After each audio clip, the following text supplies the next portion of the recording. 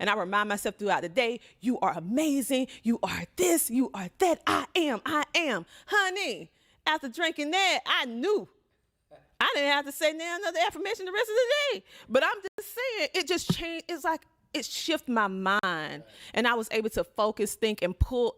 And I mean, after that, you talking about productive in my job, productive in my life.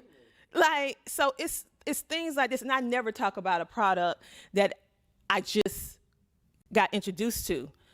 But this is different. And so I want as many people to know as possible, this is going to be one of my personal missions on movement, because health is your true wealth, okay? It doesn't matter if you're a billionaire.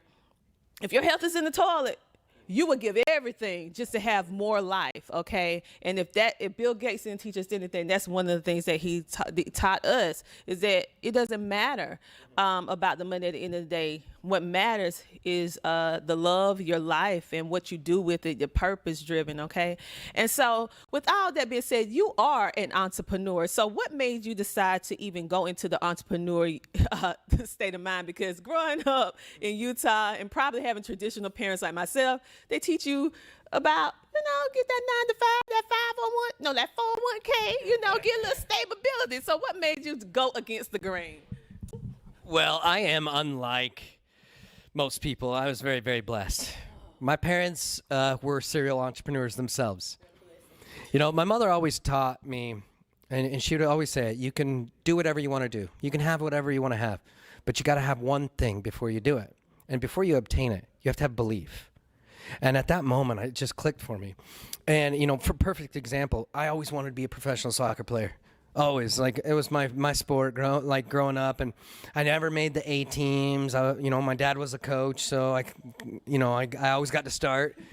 But it came to my freshman year, and I went to tryout, and I showed up with football cleats, and I got sent home, and they were like, you can't, because there was a spike on my toe. So I ran home, and my dad walked in on me in the garage, and I had a file, and I was taking one of his files to one of the spikes on my shoes, and he's like, what are you doing?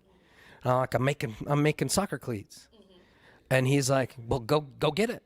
You can do it. So I ran back to the tryouts and tried out, and I walked on. They're like, no, you can't. Same cleats. And I said, no, look. I filed it off. And he's like, okay, whatever.